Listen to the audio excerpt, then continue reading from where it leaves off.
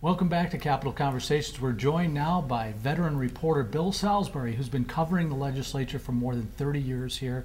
Always a pleasure to talk to you, Bill, whether it's in the hallways or the catacombs. It's always a pleasure for me too. Good to see you. We're glad to have you on, and you know Andy very well. Yeah. So, Bill is a member of the Capitol Press Corps, and I think you're the most senior press corps person here. I'm the oldest geezer in the press corps. Yes, that's true. Excellent. and we really need that institutional knowledge here when we talk about how the press corps has been reduced over the years, I guess. Well, actually, you know, we've been pretty lucky here. Unlike a lot of other states, and unlike Washington, the Capitol Press Corps here has remained pretty stable. There's been a strong commitment from news organizations that used to cover it to continue covering it, and new organizations like yours to come in and fill in the gaps and provide some new coverage. So I feel pretty good about the status of coverage of Minnesota politics and government. Yeah, you know, I was talking to some reporters from some other states about a project that's coming up, and I had mentioned that I had interviewed you for the state government accountability project, and they were jealous that I had all these veteran Capitol reporters to interview, because there are states with none. They couldn't find any reporters to interview. They had to go either to the people who worked in government or some nonprofits to get information. A little bit scary. Well, yeah, it is. You know, I think we perform a very important function, keeping citizens informed about what's going on here. I was in Washington for 5 years, and when I go back there now, there are about half the reporters covering Washington that there were back in the 1990s when I was there. So I agree with them that we are fortunate here. Well, let me ask you a question. If we go back, sorry, Anna. No, go I just ahead. want to go back in time a little bit, because one of the things I thought was kind of an indictment of the job we do up here was the fact that the Republicans had to lay the Amy Koch scandal at the feet of the press corps. You know, Bill, do you think back in the day that the press corps would have known about that stuff? They wouldn't have had to have it handed to them. Where do you stand on that? Back in the day,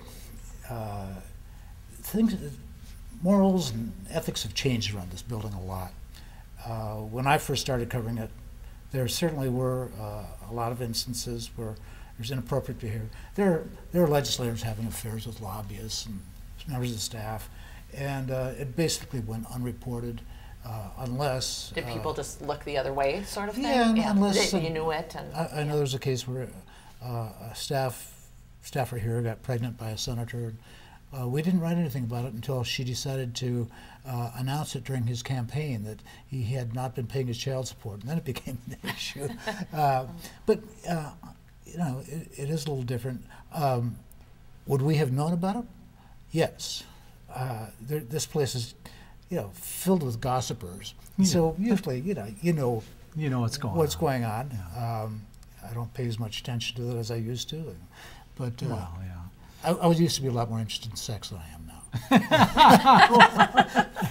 but you know, our standards have changed too, and I think we now would be more willing to report on something of that nature. Yeah. Well, to our questions, I guess we should. Yeah, so speaking of news up here at the Capitol. The news that I was following and other people, political junkies, were following was redistricting. Right. And we spoke to Senator Dibble a little bit about it. He got paired up. Do you want to give us a little overview? What's the big story from that? Well, I mean, the story that'll capture all the headlines tomorrow and will be on the newscast tonight is the fact that Congresswoman Michelle Bachmann and Congresswoman Betty McCollum were put in the same district. Congresswoman Bachmann said she's going to move just, you know, a matter of a mile or two to get back in her old 6th district, the North Suburban District. But now the interesting thing about that I didn't know is she doesn't actually have to move to run in the 6th district. No, she doesn't have to live in her district anymore. Do you have to be from the state, Bill? Do you have to live in the state? Yeah. I don't know. What about Kravak, right? Wasn't he a New Hampshire guy or something? Well, his wife moved to New Hampshire, but he's maintained his residence here. I see. So he's in good shape. Congresswoman Bachmann doesn't have to move to run the 6th, which she's represented for several years now. Right. But I wouldn't be surprised if she did. It's just, I see. It's but probably she's not going to go head to head with Betty McCollum. No, no. Yeah, you could draw the analogy to Hillary Rodham Clinton moving to New York to run for the Senate seat. Yeah. Right, exactly. So that'll grab most of the headlines. But I think in this building, what most people here are very nervous about, very anxious about, except Representative Biskins, who says he hasn't looked at the maps yet. Because he's in a safe district. Yeah, right? well, 46 members of the House and Senate have been paired against other incumbents. That means that more than 1 in 5 of these people is going to be in a situation where they either have to retire, run against probably a longtime friend or political right. ally, or move to a vacant seat. So it's going to have a big impact on this place after the next election, and it's going to be on the minds of lawmakers for the duration of this session. I used to joke that the most interesting visual on the day that the redistricting plan comes out is from the front steps of the Capitol. As soon as the map comes out, or within a few hours, if you go out there and stand on the steps, you can see all these taillights disappearing away from the Capitol as the legislators go off to meet their new constituents. That's right. Explore their new districts. Yeah, Now, one of the things I have kind of the breakdown of this, and it seems sort of even in terms of who got paired. In the House, for instance, it was 6 Democrats versus Democrat pairs, 6 Republicans versus Republican pairs, and then only 3 Democrat versus Republican. Right. How do you have you done the analysis yet to see which party this might benefit? We have started doing analyses, and it looks to us, just based on the political indexes based on previous elections, that looks favorable to Democrats, particularly in the House. They could regain control of the House based on the political indexes. But indexes aren't nearly as important as incumbency, quality of the candidates, whatever the issues are. Yeah. So I take that with a grain of salt. But nonetheless, you say 6 paired Democrats, 6 paired Republicans looks fair. But Republicans were expecting it to be much different because Republican districts have grown much more in population. Like in the last redistricting, didn't Republicans gain a lot more than they did in this redistricting? They did. I don't recall the numbers right offhand. It was pretty significant, though. I think they had 27 new seats. In the House, well, their margin was more like 27. And they also closed the DFL, they shrunk the DFL majority in the Senate. Yeah. So, and everybody assumed that would happen again because the population growth is in the outer ring suburbs that tend to vote Republican, and that just didn't happen. I'm still a little bit puzzled about how the court drew those maps without seeming to shift a lot more seats to the outer ring suburbs. So, are you getting any reaction from people about the court's decisions? Like what are people saying? Yeah. No, I mean, they're still sorting through, and they're still trying to analyze results. So they're not criticizing the process yet? The House Redistricting Committee Chair, Representative Sarah Anderson, certainly raised some questions about it. She said she was one of the people who was puzzled about how they came to those decisions and why they didn't reflect what they thought were the population changes that benefited Republicans. Oh. So I think we may hear some criticism from Republicans. I don't know if they will have grounds to mount a successful appeal of the court's decision.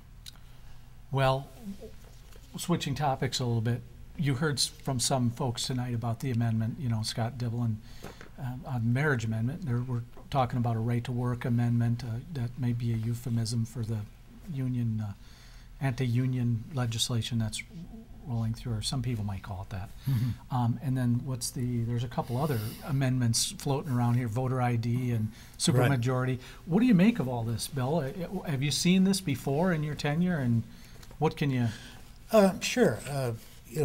Actually, there were fewer amendments introduced in this current session, going back to last year.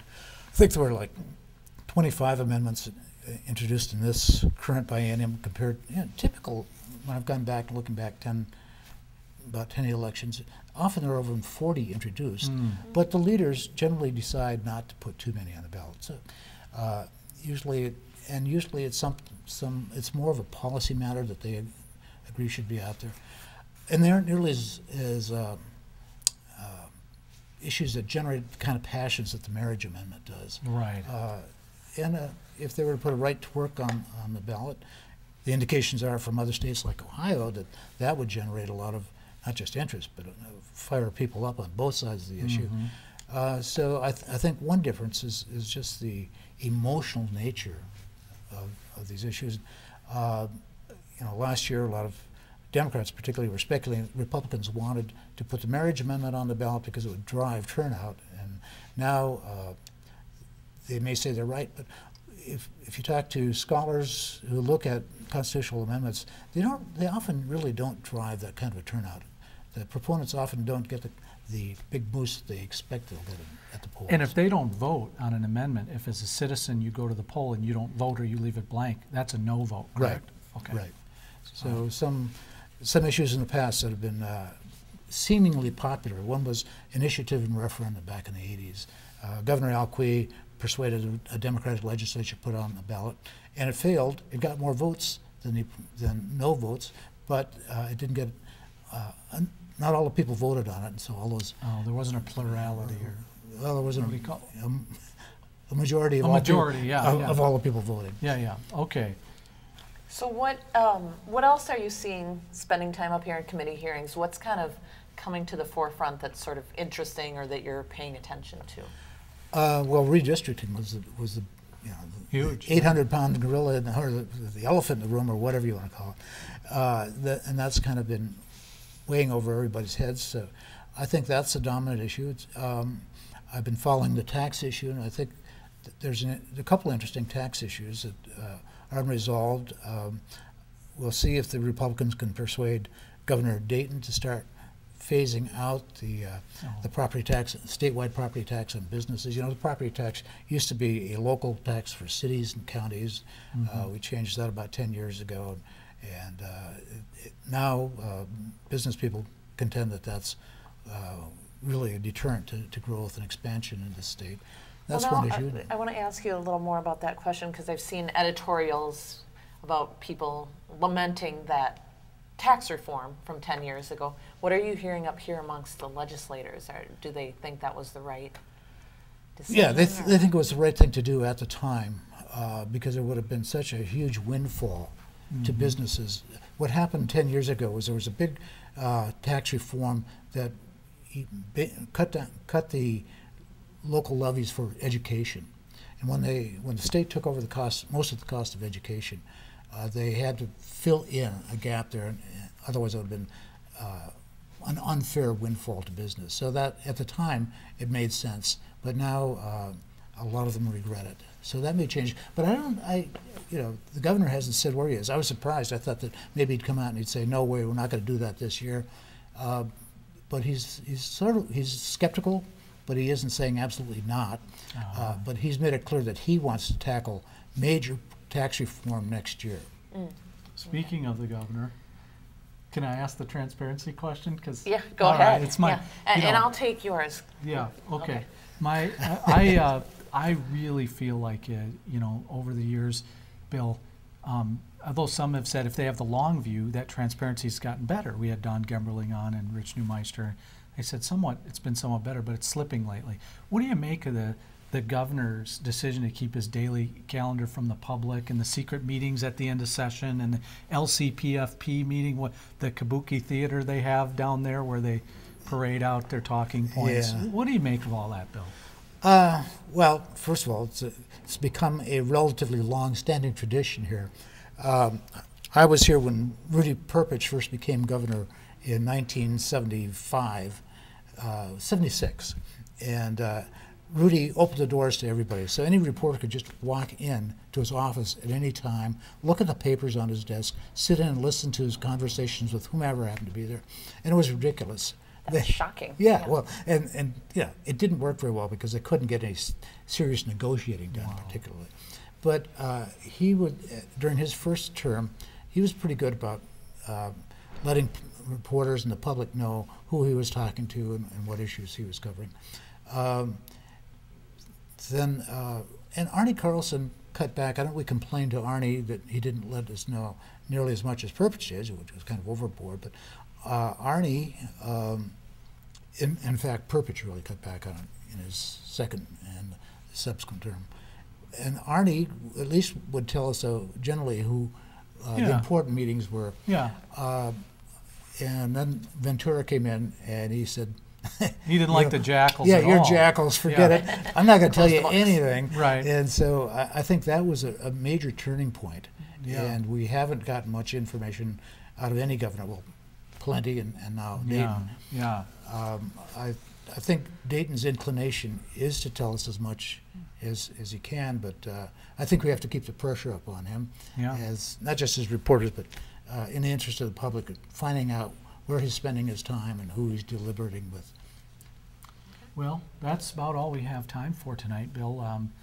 If you want to see more of Bill's work, please buy a Pioneer Press newspaper. Yes, I, please. I know for some people that's if you're under 35, apparently you get most of your news online. So if you're doing that, you can check Bill out at twincities.com, where his columns are also published, and or you can come down sometime when Bill's not busy and pop down to the press corps and say hi to him. He leaves all the papers on his desk open for anyone to. And I will say this about Bill's area: he has the best stocked candy jar of the entire press corps. It's the best if you're hungry or you want something sweet. It's bait. It's to lure legislators and lobbyists and legislative staffers in so we can pump them for information when they come in for candy. Yeah, Well, it's that- great to talk to you. We could talk for another hour, Absolutely. but I'd love to have you come back. I'd love to do it. It's great Okay, fun. we'll have you back, Bill.